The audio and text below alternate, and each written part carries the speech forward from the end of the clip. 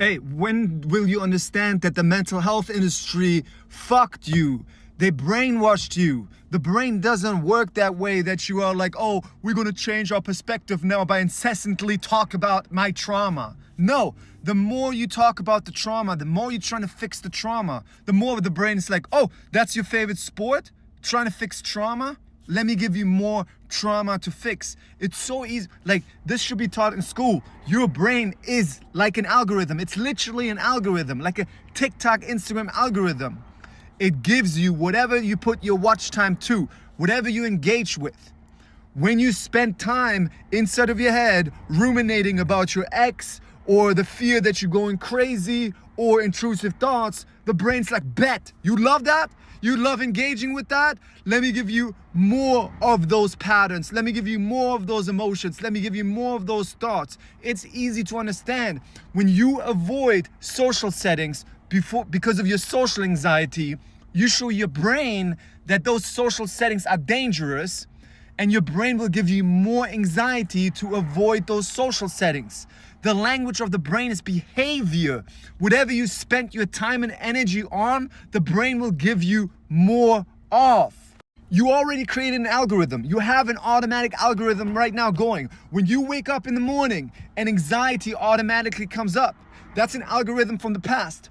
When thoughts and worries come up about specific things, think about the things that come up in the morning. Oh, what about my ex? What about work? What about the job? What about this? What about that? It's automatic. You have no control over. But you have control if you talk back.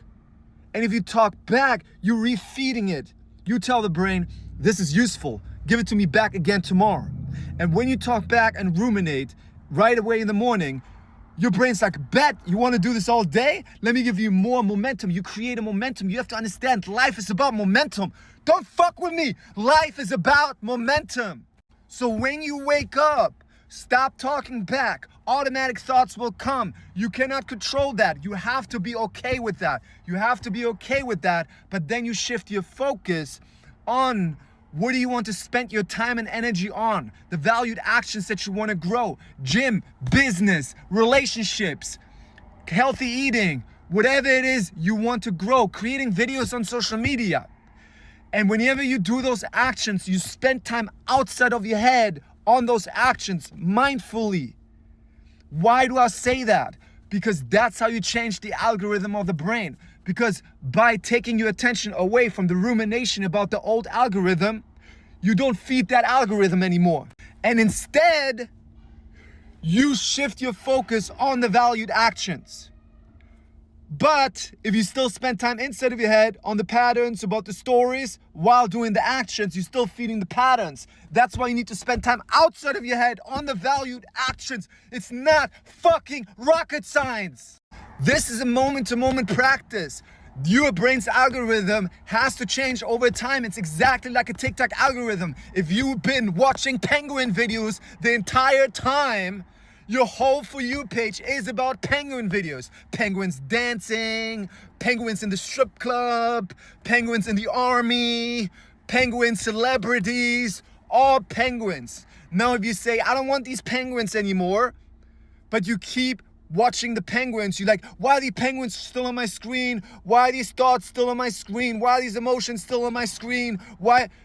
The algorithm, the TikTok algorithm is like, oh, you still love watching the penguins because you keep watching them, even though you hate them, but you're still spending time and energy on them. Your brain doesn't understand if you like something or don't like something. Your brain only understands whatever you engage with. That's why if you want to change that algorithm to a healthy algorithm, maybe a tiger algorithm where you see tigers, you have to accept that for some months the penguins still show up. But you have to take up more territory. We're shifting your focus to the tiger and doing more tiger things. And then over time, your algorithm changed from penguin algorithm to tiger algorithm. Don't even fuck with me. Don't even fuck with me. This kind of knowledge you can only get from someone who changed his own brain, because all these psychologists and therapists only regurgitate information from university. They never actually fucking change their brain. I'm not mad. I'm not screaming. I'm passionate. I'm lovingly passionate. Don't even fuck with me. So tomorrow when you wake up, you do the no brain method from my book. When the thoughts come in, the rumination, the anxiety comes up, and your first initial thought is, oh, I need to fix this anxiety. Oh, I need to fix these thoughts. You say, no brain. By saying no brain, you're showing yourself that you're not your brain, that you're not these patterns. And with the second sentence, you say, no brain, we walking right now. No brain, we getting up right now. No brain, we making breakfast right now. No brain, we on the chest press right now. You're saying the action that you're doing.